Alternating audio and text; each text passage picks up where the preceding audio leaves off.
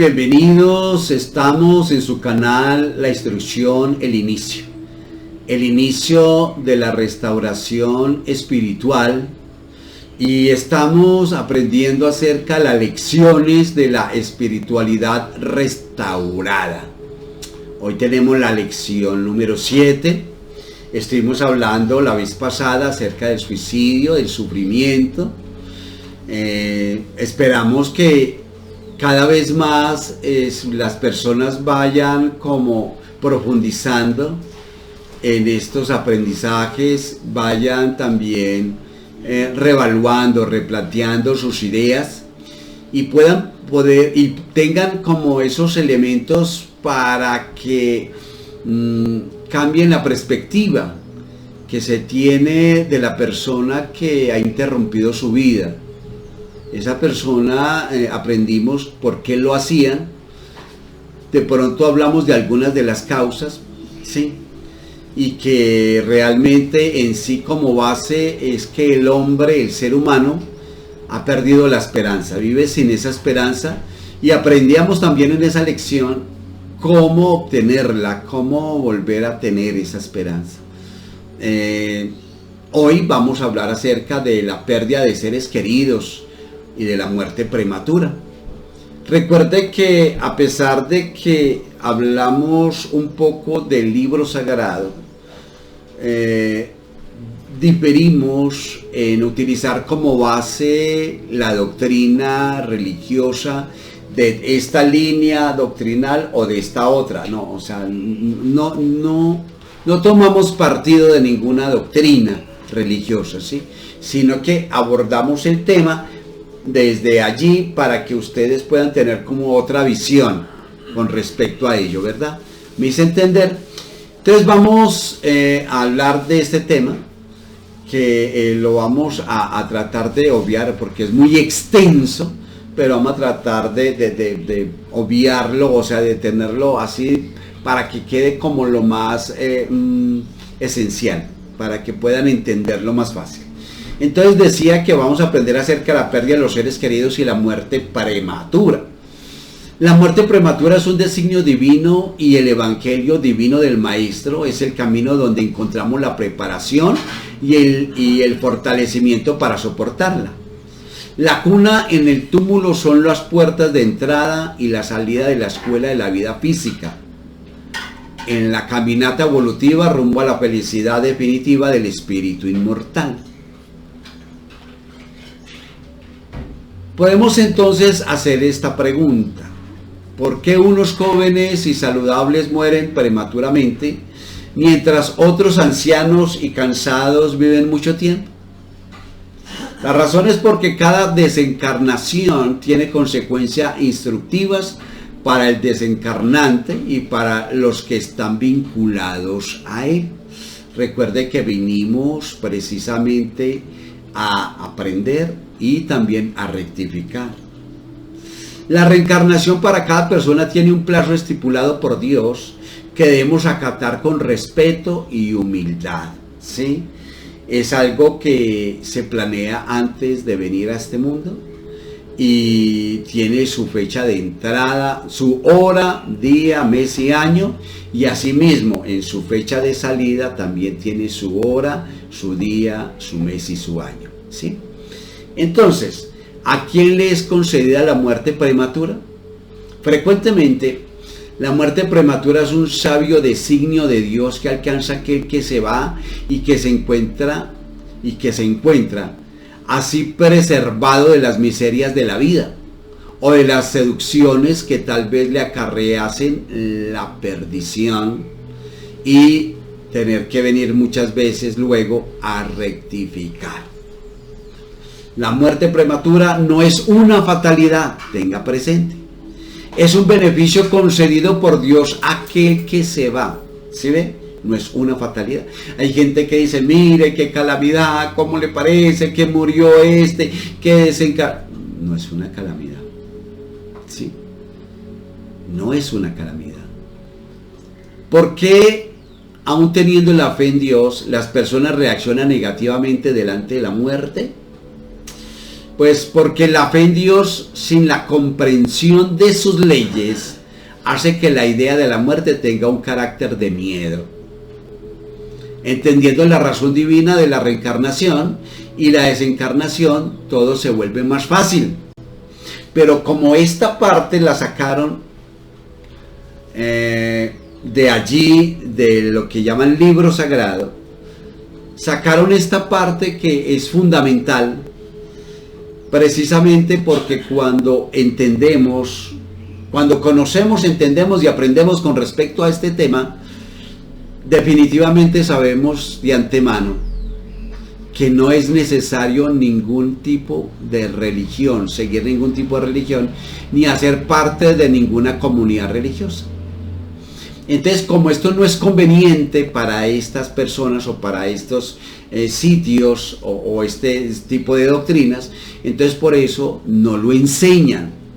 Pero cuando uno entiende la razón divina, ¿sí?, de la reencarnación y la desencarnación, todo se vuelve fácil de entender, ¿sí ve? Y le encuentra la respuesta a todo. La muerte y la reencarnación son dos condiciones esenciales para el progreso del espíritu. Métase esto en su cabeza.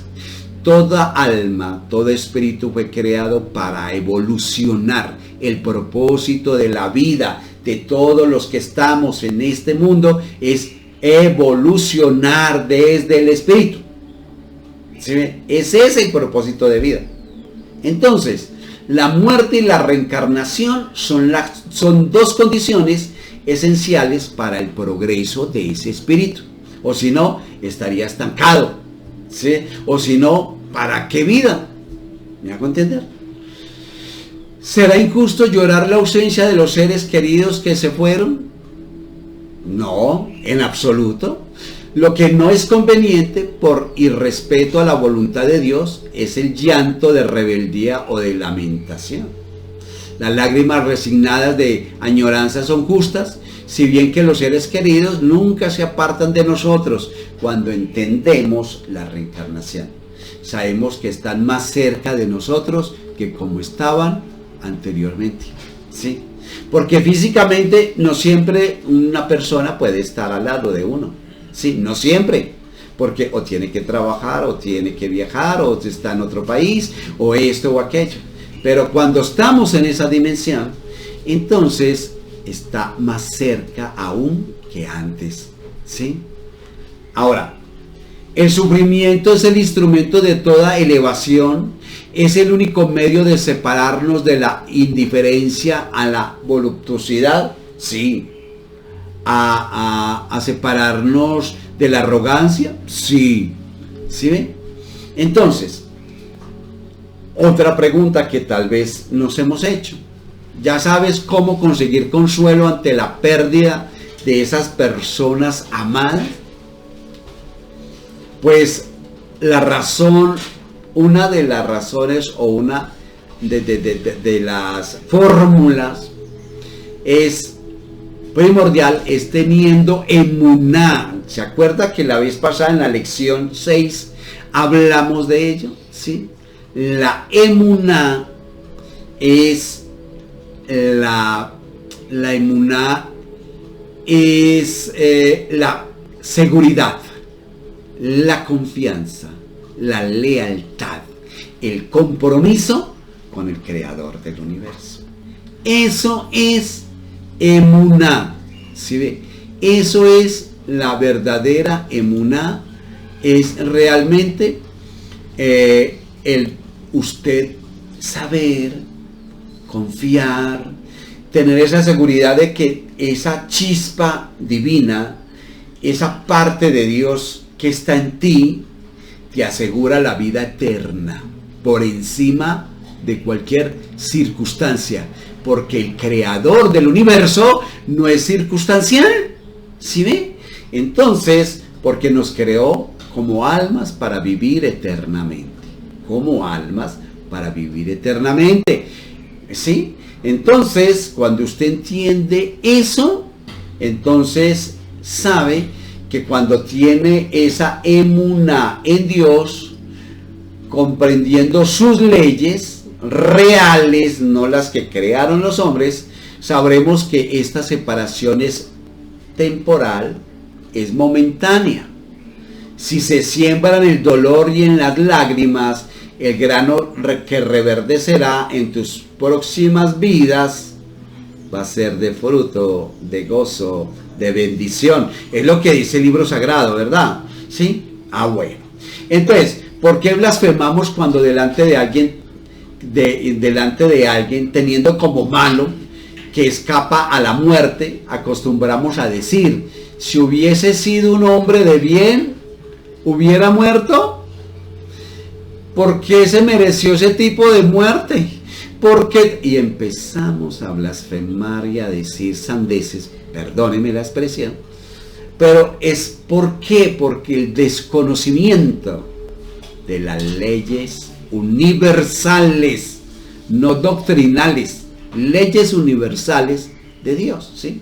La reencarnación es una oportunidad educativa a espíritus que fallaron en sus misiones normales. Métase en la cabeza. Le repito, la reencarnación es una oportunidad educativa a espíritus que fallaron en sus misiones normales. ¿Sí ve? Es muy normal fallar. Por eso no nos compete juzgar la conveniencia o no de la muerte de alguien, pues es Dios quien determina ese momento. ¿Estás piando? Esa muerte es para expiación así o como debe ser, ¿verdad? Entonces, Dios da a un hombre de bien como premio su mérito. La gracia de tener tan corta como sea posible su prueba, ¿sí?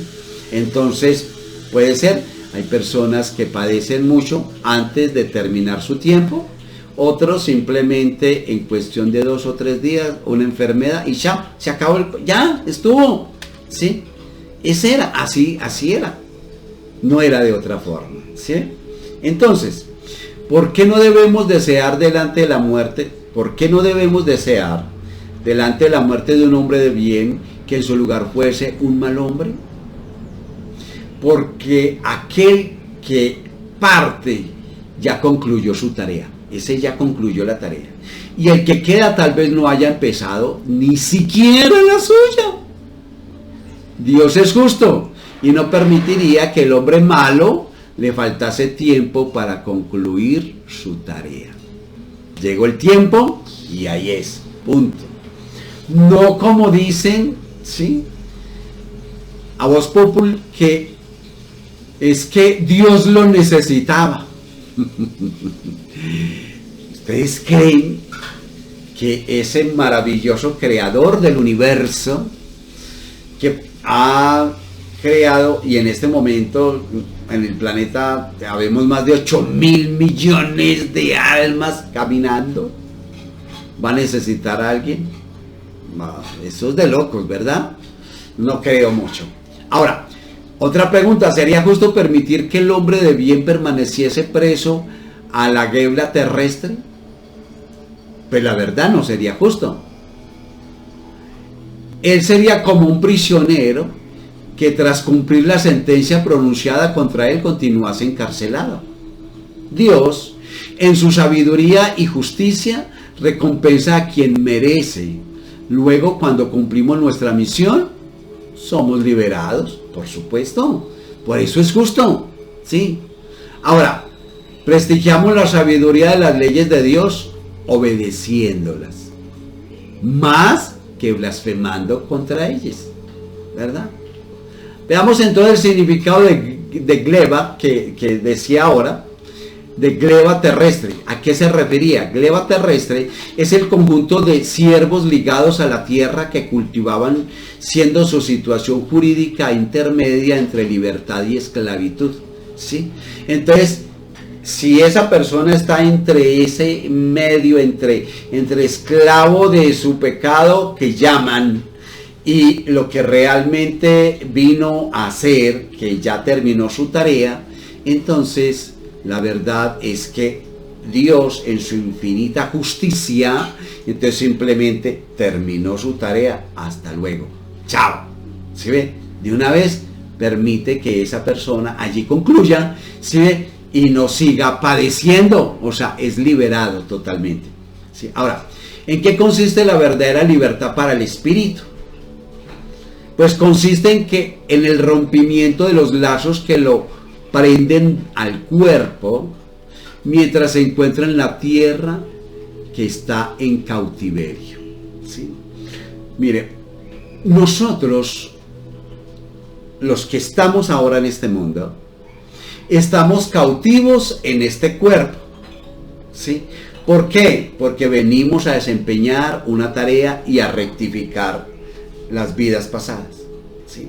Entonces estamos cautivos, ¿sí? No tenemos libertad. Pero nuestra alma y nuestro espíritu sí tiene toda la libertad. A menos que usted, tratando de buscar de Dios, del Creador, se haya hecho esclavo de alguna doctrina o de una creencia limitante, ¿sí? ¿Se acuerda que en un video hablé acerca de la creencia limitante? La creencia limitante es una religión, y la religión está basada en una doctrina, y esa doctrina está basada en una línea de pensamiento. Entonces, el espíritu pierde la libertad cuando está sujeto a una doctrina, a una comunidad religiosa. Porque allí le dicen qué puede hacer, qué no puede hacer, que eso, o sea, está regido por leyes humanas, ¿sí? Entonces, aparte de que su cuerpo, su espíritu está allí limitado en ese cuerpo, pues también ahora usted se hizo cautivo o permitió que lo cautivaran a través de una línea religiosa. Tremendo eso, ¿verdad? Entonces, recuerde que la libertad es espiritual. Dios nos dio esa libertad espiritual. Entonces, cuando el hecho de que usted no pertenezca o no haga parte de ninguna línea religiosa, comunidad o algo así, entonces no quiere decir entonces que usted es un ser desbocado, que es un alma pecadora, malvada, destructiva y satánica, en absoluto. ¿Por qué? Porque usted no está sujeto a esas leyes doctrinales religiosas, mas sí debemos estar sujetos a las leyes universales de nuestro Creador. ¿Sí ve? Entonces es totalmente diferente, porque ya las vive con responsabilidad. Ya sabe que usted es el responsable de sus acciones, ¿sí ve? Y que conforme a lo que usted viva, pues obviamente eso va a obtener como resultado, si tenemos conciencia de que vinimos, a lo que vinimos, quiénes somos, de dónde venimos y hacia dónde vamos. Su vida es completamente diferente, maravillosa, exitosa, próspera y todo sin necesidad de hacer parte de ninguna comunidad. ¿Sí? ¿Me hago entender? De ninguna comunidad religiosa, por supuesto. Ahora, otra pregunta. ¿La vida física es destituida de valor entonces? No, en absoluto. Su valor es reeducativo.